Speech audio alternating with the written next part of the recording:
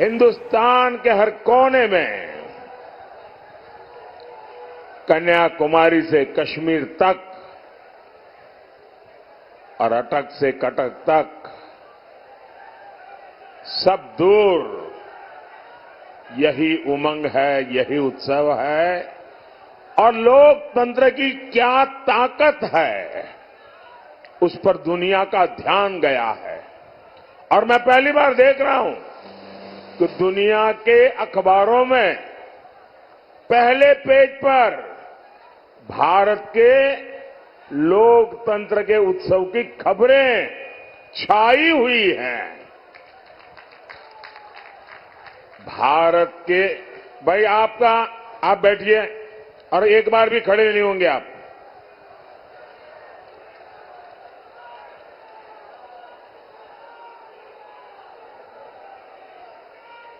भारत की पहचान, भारत का माहात्म्य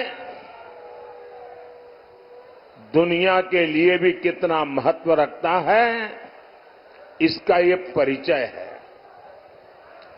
दुनिया देख रही है कि जनता जनार्दन का आशीर्वाद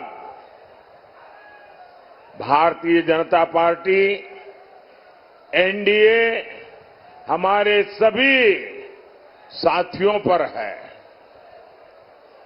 और जहां भी जाते हैं एक ही स्वर सुनाई देता है, एक ही नारा गूंज रहा है, एक ही संकल्प चारों तरफ लेकर के लोग चल रहे हैं, और वो है फिर एक बार, फिर एक बार, फिर एक बार। भाई और बहनों, आखिर दुनिया को ये विश्वास कैसे है? ये रातों रात तो नहीं हुआ है। दुनिया ये जन समर्थन देख रही है। आपका प्रेम और आपका आशीर्वाद, आपका स्नेह दुनिया को अचरज कर रहा है। दुनिया देख रही है कि भारत के लोगों को मोदी की गारंटी पर कितना भरोसा है।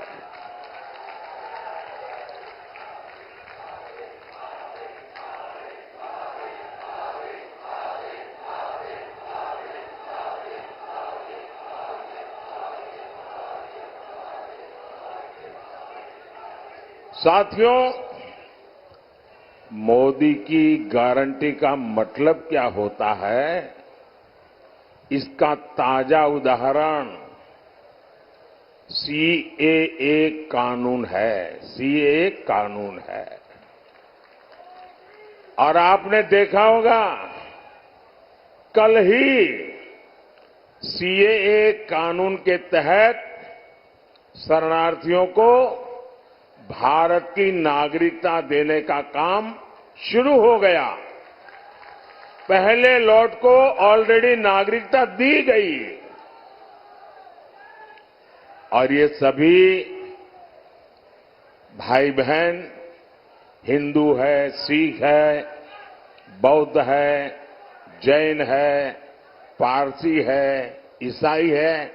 और ये वो लोग हैं जो शरणार्थी बनकर के लंबे अरसे से हमारे देश में रह रहे हैं। ये वो लोग हैं जो धर्म के आधार पर हुए भारत के बंटवारे का शिकार हुए थे। और मजा देखिए, ये महात्मा गांधी का नाम लेकर के सत्ता की सीढ़ियां तो चढ़ जाते हैं, लेकिन महात्मा गांधी की बातों को याद नहीं रखते हैं। खुद महात्मा गांधी ने भरोसा दिया था कि वो कभी भी भारत आ सकते हैं। 70 वर्षों में हजारों परिवार प्रताड़ना झेल करके अपनी बेटियों की इज्जत बचाने के लिए, अपना धर्म, अपनी संस्कृति, अपनी परंपरा को बचाने के लिए मजबूरन मुसीबत के मारे भारत मां की कोख में आकर के शरण लिया। लेकिन कांग्रेस ने इनकी कभी सूध नहीं ली, क्योंकि ये कांग्रेस के वोट बैंक नहीं थे। और ये लोग कौन है? ज्यादातर इतने मेरे दलित भाई बहन हैं, मेरे ओबीसी समाज के भाई बहन हैं, मेरे पिछड़े भाई बहन हैं। और इसलिए इन पर वहां तो जुल्म हुआ ही हुआ, वोट बैंक की राजनीति में डूबे हुए यहां के कांग्रेस की सरकारों ने भी और उनके साथियों ने भी इन पर जुल्म करने में कोई कमी नहीं रखी। लेकिन यहां सपा, कांग्रेस और इंडी गठबंधन वालों ने इनके साथ क्या किया? इन्होंने सीएए के नाम पर ऐसा झूठ का पहाड़ खड़ा कर दिया, ऐसा झूठ चलाया।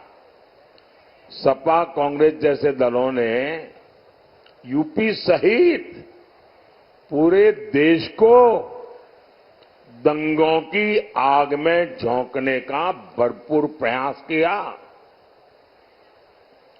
आज तक ये इंडी गठबंधन वाले कहते हैं कि मोदी ये जो सीएए लाया है ना, जिस दिन मोदी जाएगा ये सीएए भी जाएगा। भाइयों बहनों, क्या इस देश में अब कोई माई का लाल पैदा हुआ है जो सीएए को खत्म कर सके?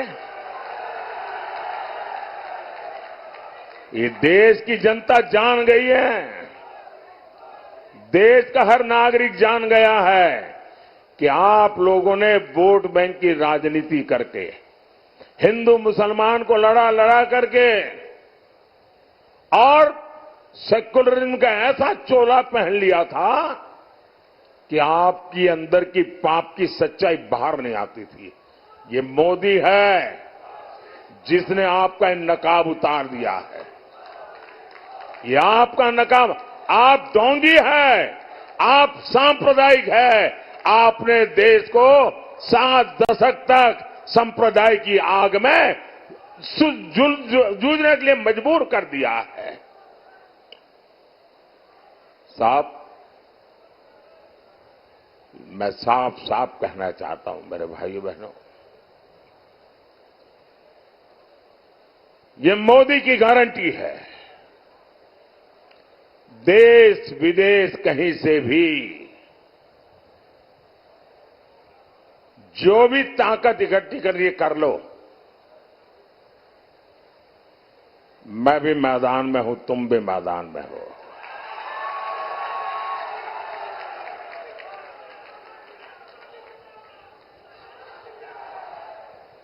आप सीएए नहीं मिटा पाओगे।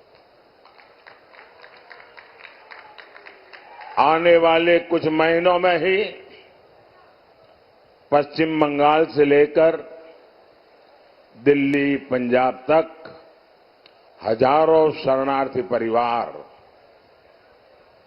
मां भारती की गोद में रह रहे हैं, अनाथ की तरह रह रहे हैं। वो अब सम्मान के साथ रहेंगे, उनके पास उनकी एक पहचान होगी, वो मां भारती के बेटे कहने के हकदार हो जाएंगे। हमारे उत्तर प्रदेश में भी ऐसे लाखों परिवार बसे हुए हैं जी। साथियों, मोदी की एक और गारंटी आज कश्मीर में भी दिख रही है।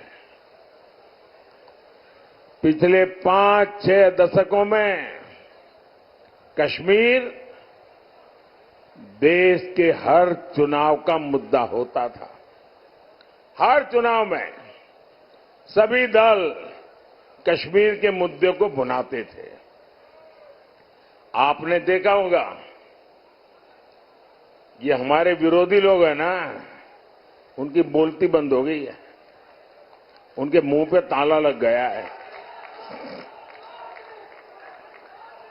और दबी जबान में उन इलाकों में जाकर के कहते हैं, अरे चिंता मत करो, ये मोदी भले कुछ भी चिल्लाता रहे, ये मोदी ने भले 370 हटाया, जैसा ही हमको मौका मिलेगा ना हम 370 भी वापस ले आएंगे।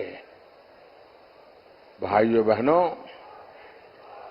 सवाल मोदी का नहीं है। जिस प्रकार से श्रीनगर में ये चौथे चरण के समय मतदान हुआ, भैया आपका प्यार मेरे सर आंखों पर, मुझे जरा बोलने दीजिए।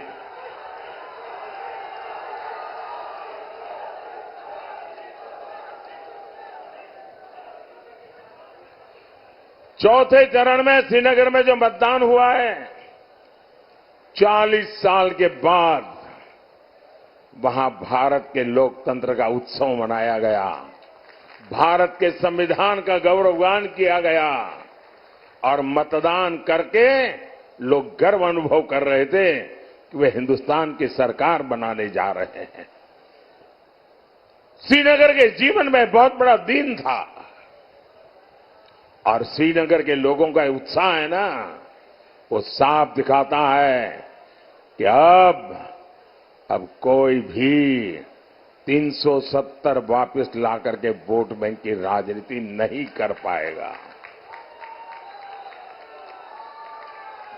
आजमगढ़ के, यूपी के हमारे सैनिक परिवारों की माताएं बहनें हमेशा चिंता में रहती थी, न जाने कब कश्मीर की धरती पर आतंक की धमाका कर दें, न जाने कब पत्थरबाजी हो जाए और न जाने कब बुरी खबर आ जाए, कोई ठिकाना नहीं था।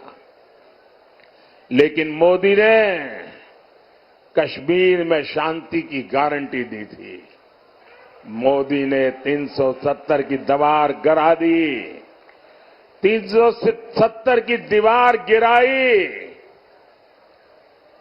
पहले वहां चुनाव आते थे तो हड़तालें होती थी, मतदान करने वालों को मौत की मुसीबत आ जाती थी, आतंक की धमकी देते थे। लेकिन इस बार श्रीनगर में पिछले अनेक चुनावों के रिकॉर्ड टूट गए। भाइयों साथियों, ऐसा काम वही कर सकता है जिसके रग रग में राष्ट्र प्रथम का संकल्प बह रहा हो। आप याद करिए, 10 साल पहले देश में एक सामान्य व्यक्ति की सुरक्षा भगवान भरोसे होती थी। कभी बम धमाके, कभी आतंक, कभी स्लीपर सेल, कभी दंगे, और आजमगढ़ की तो पहचान ही बदल दी गई थी। न जाने किस किस नाम से आजमगढ़ को बुलाया जाता था, कितना बदनाम करके छोड़ा था।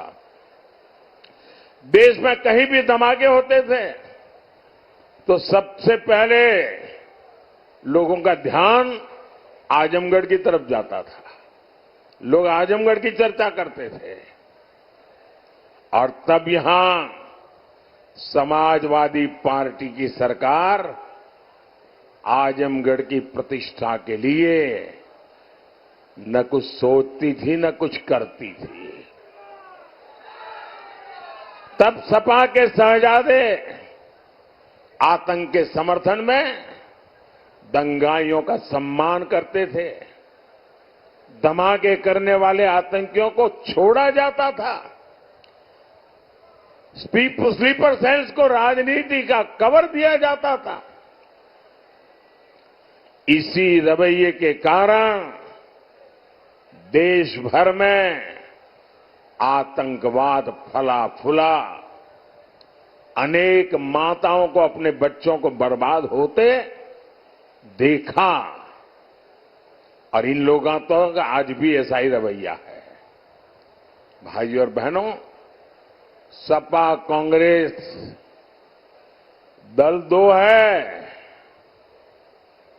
दो है लेकिन दुकान एक ही है। ये झूठ का सामान बेचते हैं, ये तुष्टीकरण का, परिवारवाद का और भ्रष्टाचार का सामान बेचते हैं। अब ये लोग तुष्टीकरण की ट्रिपल डोज लेकर आए हैं। एक तरफ ये लोग पिछड़े, दलित, आदिवासी का आरक्षण छीनकर अपने वोट बैंक को देना चाहते हैं। दूसरी तरफ ये इंडी गठबंधन वाले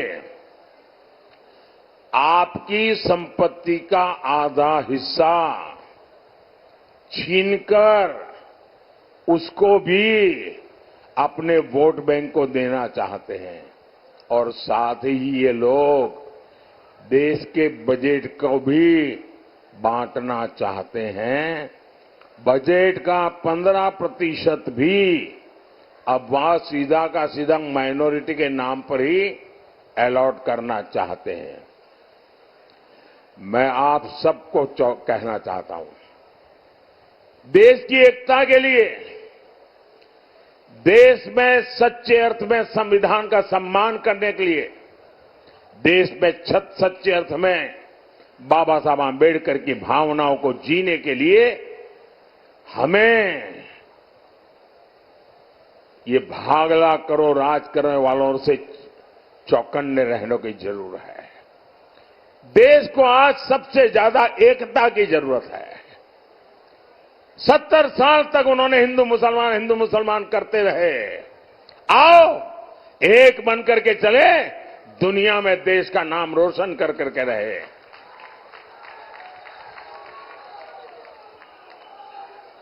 साथियों, इंडी गठबंधन तुष्टीकरण के दलदल में पूरी तरह धंस चुकी है। समाजवादी पार्टी के शीर्ष नेता राम मंदिर को लेकर आए दिन घटिया बातें कर रहे हैं। कांग्रेस के शहजादे ने तो राम मंदिर को गालियां देने का मिशन ही चला रखा है। सिर्फ वोट बैंक को खुश करने के लिए ये लोग हमारी आस्था पर चोट कर रहे हैं। साथियों, यहां इतनी बड़ी संख्या में हमारी माताएं बहनें आई हैं। मोदी आपका जीवन बेहतर बनाने के लिए दिन रात एक कर रहा है। आज हर गरीब को मुफ्त अनाज मिल रहा है, आज हर गरीब को मुफ्त इलाज मिला, पक्का घर मिला, घर में नल, नल में जल, सस्ता सिलेंडर, ऐसी अनेक सुविधाएं आप तक पहुंची है। क्या समाजवादी सरकार में, कांग्रेस की सरकार में उन लोगों ने आपकी कभी चिंता की थी क्या? उन्हें आपको अपने हाल पर छोड़ दिया था कि नहीं छोड़ दिया था? ये मोदी है जो आपके जीवन से हर चिंता को दूर कर रहा है। अभी मोदी ने एक और बड़ा फैसला लिया है। आपके घर में और यहां जितने लोग हैं, इन सबके काम आने वाला है। आप किस जात में पैदा हुए, किस बिरादरी में पैदा हुए, आप धनी हैं नहीं हैं, पढ़े लिखे हैं नहीं है, गांव में रहते हैं शहर, कुछ नहीं, सबके सब, क्योंकि मेरा तो मंत्र है सबका साथ सबका विकास। अब आपके घर में और आजकल हर परिवार में बुजुर्ग लोग होते ही होते हैं। माँ बाप, दादा दादी, चाचा चाची, नाना नानी, कोई न कोई बुजुर्ग होते हैं। और 70 साल के बाद छोटी मोटी कोई बीमारी भी होती है, दवाई का खर्चा भी होता है। अब जो बेटा या बेटी कमाते हैं, उनके मन में यही रहता है कि पिताजी की खिलाने पिलाने में तो कोई प्रॉब्लम नहीं है, लेकिन अगर दवाई का बोझ आ जाए तो बेटा बेटी चिंता में लग जाते हैं। अरे कैसे करेंगे भाई? उनके सामने प्रश्न होता है कि बच्चों का परवरिश करें कि बुजुर्गों की चिंता करें। जिम्मेवारी भी है, दोनों जिम्मेवारी है, लेकिन अब आपको चिंता करने की जरूरत नहीं है। ये चिंता ये आपका बेटा मोदी करेगा। 70 साल से ऊपर के आपके परिवार में जो भी लोग होंगे उन सबकी बीमारी में इलाज के खर्च की जिम्मेवारी मोदी की। ये मोदी की गारंटी है। घुटने की दिक्कत हो, हार्ट की परेशानी हो, कोई भी बीमारी हो, हर बुजुर्ग का इलाज होगा और वो भी मुफ्त होगा। साथियों, मोदी ने एक और योजना शुरू की है। इसमें बिजली बिल 0 हो जाता है। बिजली बिल 0।